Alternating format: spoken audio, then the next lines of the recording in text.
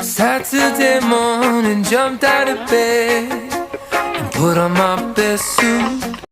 Assalamualaikum warahmatullahi wabarakatuh. Pada kesempatan kali ini, saya akan memperkenalkan diri dan rekan saya terlebih dahulu.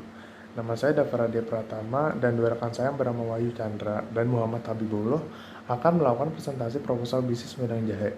Yang terhormat kepada Bapak Harefan Arif dan teman-teman semuanya yang saya banggakan, izinkan saya memulai presentasi kali ini dan mohon perhatiannya. Nah, mengapa kami memilih wedang jahe? Belakangan ini, kuliner yang sifatnya tradisional yang dikemas secara modern banyak digemari oleh kalangan masyarakat umum dan kaum muda. Terlebih lagi adanya wabah COVID-19 yang membuat masyarakat Indonesia sadar untuk kembali mengonsumsi minuman yang sehat. Maka tidak perlu diragukan lagi bahwa minuman tradisional olahan jahe merah merupakan minuman sehat yang telah ada sejak zaman nenek moyang kita dan digunakan untuk mengobati berbagai macam penyakit. Dengan melihat peluang tersebut, maka saya tertarik untuk mendirikan usaha bisnis kuliner tradisional yang memiliki ciri khas modern. Kuliner yang saya tawarkan adalah minuman tradisional olahan jahe merah dengan pengemasan dan pelayanan modern. Lalu selanjutnya lingkungan bisnis. Yang pertama, kita menjadi pelopor minuman tradisional olahan jahe di Jatiasih dan sekitarnya. Yang kedua, memerlukan modal awal yang besar untuk membangun usaha ini. Yang ketiga, biaya operasional usaha yang relatif murah. Yang keempat, pengelolaan produk yang mudah dan cepat. Yang kelima, produk bisa diantar via jasa pesan makanan dan minuman online seperti ojek online dan GrabFood. Yang keenam, membuat toko sejenis kafe untuk menjadi tempat yang nyaman untuk bertemu teman terdekat dan pusat usaha ini berjalan. Lalu selanjutnya lingkungan persaingan. Yang pertama, sedikit sekali usaha sejenis ini di daerah Jatiasih dan sekitarnya. Yang kedua, harga yang terbilang relatif murah. Yang ketiga, kemungkinan munculnya pesaing usaha yang sama. Yang keempat, nama toko yang belum terkenal. Yang kelima, sedikit orang yang suka minuman tradisional jahe merah karena minimnya pengetahuan tentang khasiat jahe merah dan rasanya yang tidak enak. Lalu selanjutnya lingkungan ekonomi. Yang pertama, ikut serta dalam menjaga salah satu minuman tradisional olahan jahe merah. Yang kedua, menjadi usaha nomor satu di daerah Jawa. Yang ketiga, ikut serta dalam menjaga kesehatan masyarakat Indonesia dan membuka lapangan pekerjaan. Yang selanjutnya, lingkungan teknologi. Yang pertama, menyediakan jasa antar via jasa pesan makanan dan minuman online seperti ojek online dan GrabFood. Yang kedua, desain toko ala milenial dan menjadi tempat yang cocok untuk pamer di sosial media. Yang ketiga, operasional seperti kasir elektronik, printer struk pembayaran, dan pendeteksi suhu atau termogan. Nah, pada slide selanjutnya akan dibawakan oleh rekan saya. Pada Wahyu, saya persilakan. Di sini saya akan melanjutkan presentasi yang dari teman saya. Kemudian ada pemasaran marketing yang dimana terdapat identifikasi, segmenting, targeting, dan positioning. Yang awal ada segmentasi, wilayah padat penduduk untuk semua umur. Minuman olahan jahe memiliki banyak manfaat. Lalu kedua ada targeting. Sasaran targeting warung jahe khas Solo adalah memberikan fasilitas para pengunjung Sentul City yang sedang berlibur dengan minuman hangat dan menyehatkan tubuh. Yang ketiga ada positioning. Memposisikan diri sebagai kafe ternama yang menyediakan minuman olahan jahe merah dengan fasilitas yang top dan harga yang relatif ekonomis. Lalu ada pricing, harga yang relatif terjangkau. Lalu distribution, produk ini didistribusikan ke rumah warga yang berada di Sentul City dan sekitarnya. Menggunakan sistem beli di tempat atau diantar menggunakan jasa antar makanan dan minuman secara online. Lalu ada advertising, media offline, menggunakan papan iklan media promo, beli satu gratis satu setiap Jumat. Lalu media online, menggunakan sosial media dengan harapan promosi sekaligus penyebaran edukasi tentang minuman tradisional olahan jahe merah. Ya, kemudian ada cara pembuatan wedang jahe. Yang pertama, jahe. Kupas kulit jahe, kemudian jahe dibakar, kemudian digeprek. Yang kedua, air gula merah. Rebus dengan 2 gelas air, masukkan gula merah sesuai selera. Ketiga, ada sereh. Setelah mendidih dan volume air menjadi berkurang, tuang ke dalam gelas. masukkan sereh yang pangkalnya sudah digeprek. Kemudian ada pembuatan wedang ronde. Isi ronde, kacang yang sudah di blender, gula merah, air panas, garam. Aduk merata, lalu bikin bola-bola sampai habis sesuai selera besarnya. Sisihkan. Ronde, ada tepung ketan, garam taruh di wadah, beri air dikit, tumis sedikit sambil diuleni sampai merata. Lalu bagi 3, beri pewarna makanan sesuai selera. Ambil adonan ketan secukupnya, pipihkan di telapak. Kemudian tangan lalu isi bola kacang, tutup rapat bulatkan, taruh di wadahnya sesudah diberi tepung ketan kering supaya tidak lengket. Lalu didihkan air, rebus ronde sampai mengapung, tiriskan di air matangnya. Lalu ada air jahe, sikat dan cuci bersih jahe, lalu bakar, kupas, dan geprek. Didihkan air, masukkan semua bahan sirup. Masak, setelah mendidih, biarkan kurang lebih 15 menit api sedang. Lalu tata di mangkok, ronde, kolang-kaling, siram dengan kuah jahe dan taburi kacang. Wedang ronde siap disantap. Ya, kemudian saya di sini akan sedikit menjelaskan bagaimana langkah awal dalam melakukan penjualan wedang jahe itu tersebut. Yang pertama itu dalam sisi pengemasan. Dalam hal ini kami bentuk atau kreasikan dalam mangkok kecil atau sejenisnya sebagai alas air jahe merah yang telah kami rebus tadi. Jadi saat konsumen membelinya, mereka tidak akan khawatir akan kualitas dan kehigienisan air jahe. Kemudian ada quality control, pemilihan jahe merah yang akan dijual kepada pembeli agar olahan jahe merah yang didapat tidak cacat rasa maupun penampilan, dan kembali dilakukan saat kami menuangkan air jahe ke mangkok. Lalu ada penetapan harga. Penetapan harga jual dilakukan dengan cara memperhitungkan harga bahan baku, proses produksi, pengemasan, pemasaran, dan jika perlu diperhitungkan pula biaya promosi dan transportasi. Lalu ada jam operasional kerjanya. Jam operasional usaha ini dari jam 6 sore sampai jam 5 subuh. Ya, di sini saya juga akan menjelaskan aspek keuangan. Biaya tetap atau fixed cost per tahun. Keterangannya di sini yang pertama adalah sewa toko dengan satuan tahun jumlah 1 dan harga barangnya adalah 24 juta. Sehingga di total 24 juta. Kemudian keterangan peralatan masak. Satuannya paket jumlah 1 dengan harga barang 5 juta. Dan di total 5 juta. Lalu keterangan peralatan toko, satuannya adalah paket, jumlah 1, harga barang 10 juta dengan total 10 juta. Lalu total biaya tetap atau fixed cost adalah 39 juta.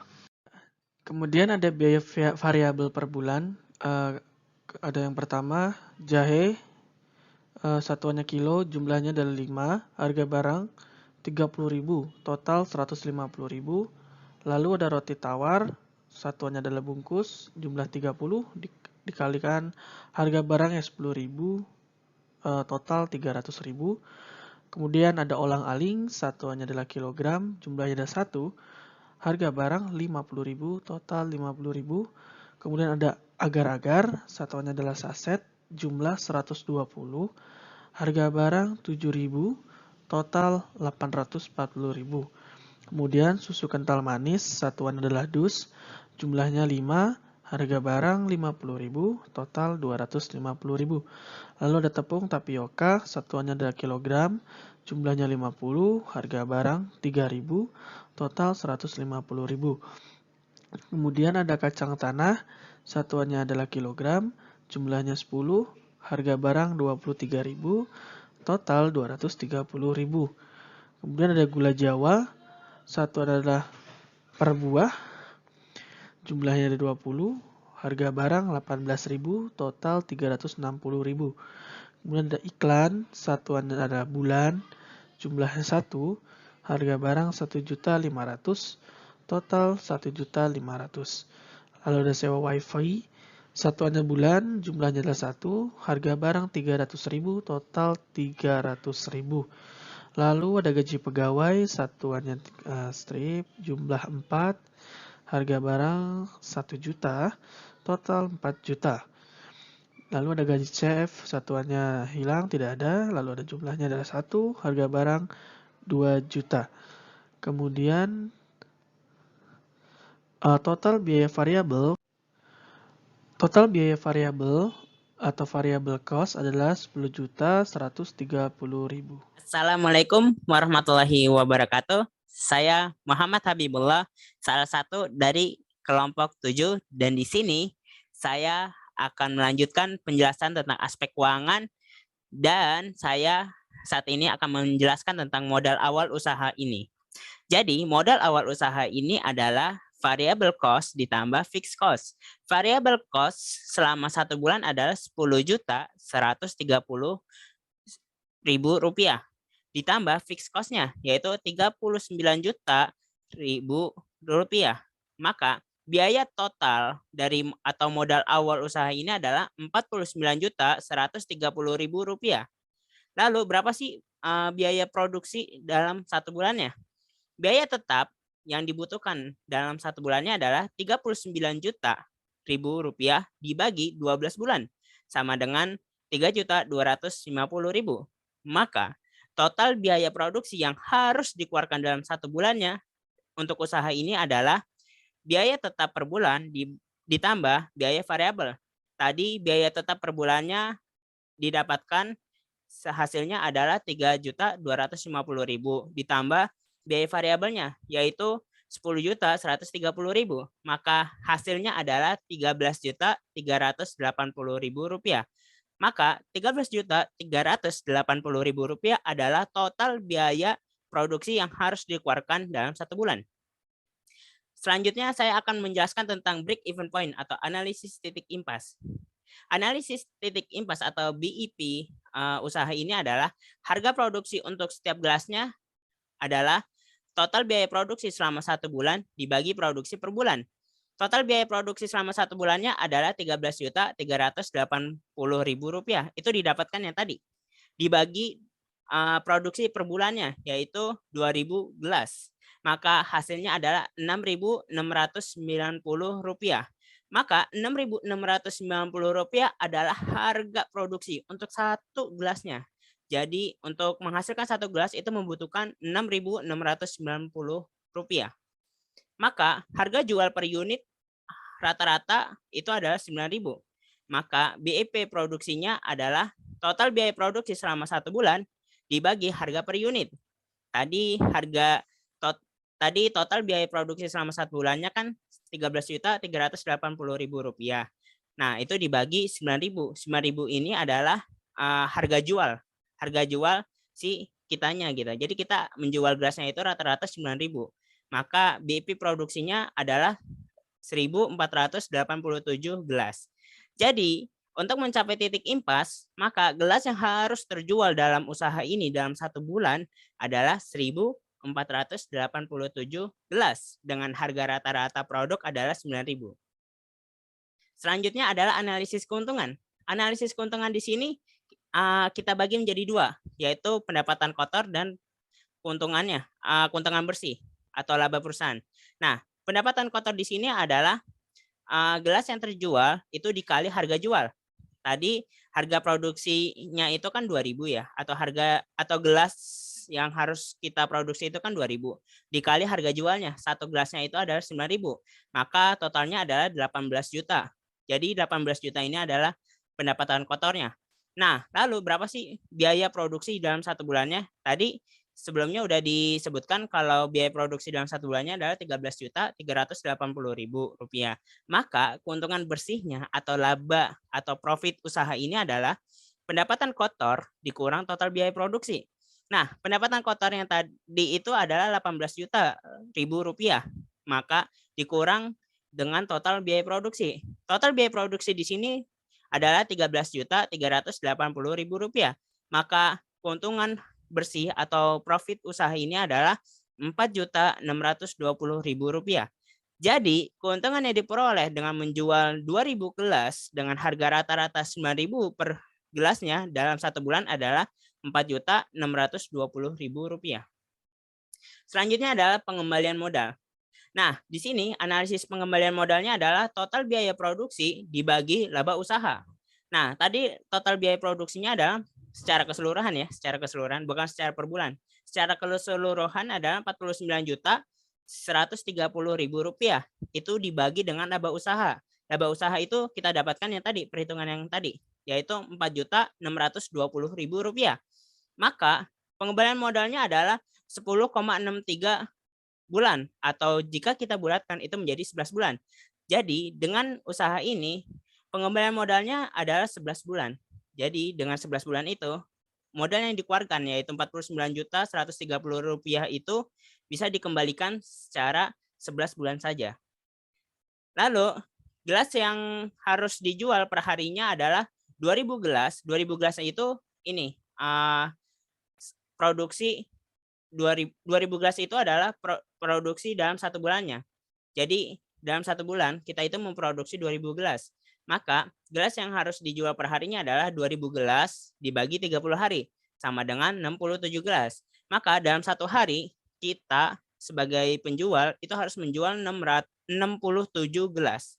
Maka payback period sama dengan BIP atau break even point gelas per bulan dibagi penjualan per hari, yaitu 1.487 gelas. Jadi 1.487 gelas ini adalah BEP gelas per bulannya. Dibagi 67 gelas. 67 gelas itu adalah penjualan per harinya. Didapatkan 22 hari per bulan. Jadi dengan menjual selama 22 hari itu sudah menutupi BEP gelas per bulan dan juga menutupi biaya yang harus dikeluarkan dalam per bulannya. Maka kesimpulan dari proposal bisnis ini adalah proposal bisnis ini layak untuk dibiayai dan juga dijalankan. Karena kenapa? Karena dari sisi analisis pengembangan usaha serta peningkatan potensi usaha dapat lebih cepat untuk berkembang. Serta dari prospek keuangan itu cukup menguntungkan dan memiliki prospek pasar yang baik. Demikian presentasi ini kami sampaikan. Kurang lebihnya mohon maaf. Assalamualaikum warahmatullahi wabarakatuh.